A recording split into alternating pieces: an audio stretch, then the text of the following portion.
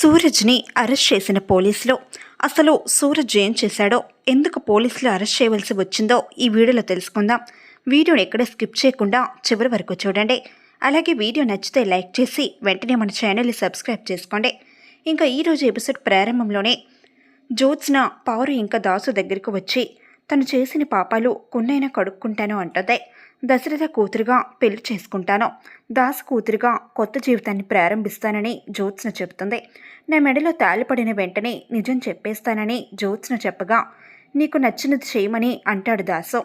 ఇంతలో దీప వచ్చి ముహూర్తం టైం అవుతుందని చెప్పి పెళ్లిపీటల మీదకు తీసుకెళ్తుంది. బాబాయ్తో ఏం చెప్తున్నావని దీప అడగ్గా, నేను దాసు కూతురునని అందరితో చెప్పేస్తాను అంటుంది జ్యోత్స్న. తాళి నా మెడలో పడిన వెంటనే ఫస్ట్ చేసే పని అదేనని చెప్తుంది. ఇప్పటికే లేట్ అయింది, నేను అనుభవిస్తున్న సౌకర్యాలు నీకు చెందాల్సినవే. నీకు అమ్ముంది కానీ అనాథగా బ్రతకావో, చాలా బాధలు పడ్డావు, నా కోసం చాలా చేశావు, రుణం తీర్చుకోవాలి. నేను మనిషిగా మారాను, మనిషిగా బ్రతుకుతాను అంటుంది జ్యోత్స్న. నా సూరజ్ నన్ను అర్థం చేసుకుంటాడు, ఎందుకంటే మంచి సమయం మళ్ళీ రాదో. నాలో ఈ మార్పు నీకు నచ్చడం లేదా అని అడుగుతుంది జ్యోత్స్న. దాంతో జ్యోత్స్నను ముద్దు పెట్టుకుంటుంది దీప. నిజం చెప్పిన తర్వాత ఏం జరిగినా సరే మనం మాత్రం తోబుట్టువుల్లాగానే ఉందామని మాట ఇవ్వమని అడుగుతుంది జ్యోత్స్న. దాంతో సరేనని చేతిలో చేయి వేస్తుంది దీప. మన స్నేహం ఎప్పటికీ ఇలాగే ఉంటుందని చెబుతుంది. ఇదంతా చూసిన పారు షాక్ అవ్వగా దాసు సంతోషిస్తాడు. నీ కూతురు నిజం చెప్పేసేలా ఉందని పారు అనగా, ఇన్నాళ్ళు నా కూతురు ఏదైతే చేస్తే చెయ్యొద్దు అనేవాడినో మొదటిసారి ఆ మాట చెప్పలేకపోతున్నానని అంటాడు దాసు. నిజాలు బయటపడితే శివనారాయణ ఊరుకోడని పారు వణికిపోతుంది. జ్యోత్స్న పెళ్లి ఈ పారిజాతం చావుకొచ్చింది, నువ్వొక అయోమయం తండ్రివి, కూతురిని కాదనలేవో తల్లిని కాదనలేవో అంటుంది. నీ కూతురు ఏమైనా చేసుకుని నువ్వు మాత్రం జ్యోత్స్న తండ్రివి అని నిజం మాత్రం చెప్పొద్దని ఒట్టు వేయించుకుంటుంది పారు. నువ్వు నోరు తెరవడానికి వీల్లేదని చెప్పి వెళ్ళిపోతుంది. ముహూర్తం సమయానికి సూరజ్ పక్కన కూర్చుంటుంది జ్యోత్స్న. ఇదంతా చూసి దశరథ శివనారాయణ సంతోషిస్తారు. మాలిని లేచి వెళ్ళబోతుండగా కాంచన ఆపుతుంది.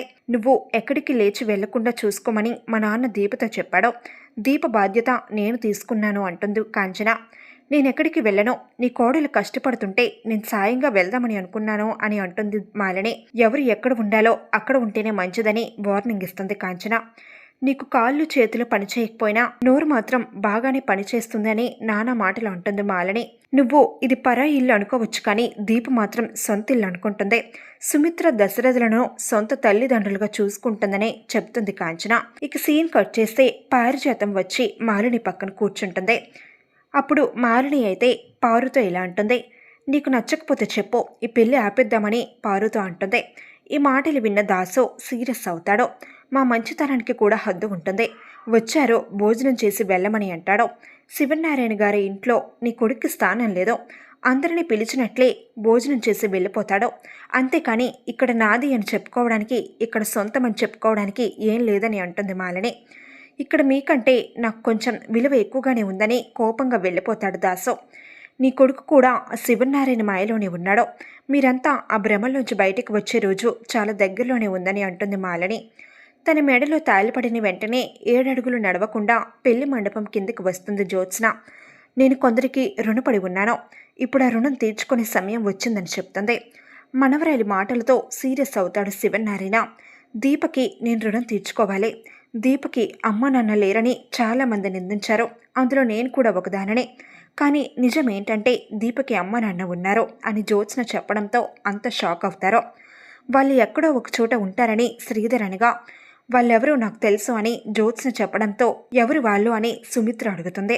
వాళ్ళు ఇక్కడే ఉన్నారు, దీప అమ్మ నాన్న ఈ పెళ్లిలోనే ఉన్నారని సుమిత్ర దశరథ దీపలను పిలుస్తుంది జ్యోత్స్న. దీప చేతిని సుమిత్ర దశరథుల చేతిలో పెడుతుంది. మీరే దీప అమ్మ నాన్న, దీపే మీ కన్న కూతురు అని జ్యోత్స్న చెప్పడంతో అంత షాక్ అవుతారో. దీపకి తల్లి ఎవరో తెలుసో, అప్పటికే తన స్థానంలో వేరొకరు ఉండడంతో నేను మీ కూతురిని అని చెప్పుకోలేని పరిస్థితి ఎదుర్కొంది, కానీ ఆ ప్రేమను చంపుకోలేదు. నీకు క్యాన్సర్ వచ్చినప్పుడు బోన్ మ్యారో ఇచ్చింది దీపే, నువ్వు గర్భవతివి, బోన్ మ్యారో ఇస్తే కడుపులో బిడ్డకు ప్రమాదమని డాక్టర్లు చెప్పినా నా బిడ్డకు ఏం జరిగినా పర్వాలేదో, నా కన్న తల్లిని కాపాడుకోవాలని దీప నీ కోసం బోన్ మ్యారో డొనేట్ చేసిందని జ్యోత్స్న చెప్పడంతో అంత షాక్ అవుతారో. పురాణాలో పుస్తకాల్లో తప్పించి ఇలాంటి కూతురు ఎక్కడ ఉండదో.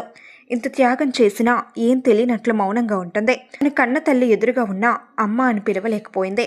ఒక మంచి తల్లి ఎలా ఉండాలో నువ్వు, ఒక మంచి కూతురు ఎలా ఉండాలో దీపని ఉదాహరణంగా చూపించొచ్చని జ్యోత్స్న అంటుంది. దీపే మన సొంత బిడ్డ అని దశరథ చెప్పడంతో అంత షాక్ అవుతారో. దీప అనాథ కాదు, శివనారాయణ గారి మనవరాలో, నా అసలైన వారసురాలని అంటాడో. నువ్వు నా కూతురివా అంటూ దీపను సుమిత్ర హత్తుకుంటుంది. నేను కొంత రుణం తీర్చుకున్నాను, అందరి ముందు సుమిత్ర గారిని అమ్మ అని పిలవమని అంటుంది జ్యోత్స్న. అక్కడితో ఈరోజు ఎపిసోడ్ అయితే ముగిస్తుంది.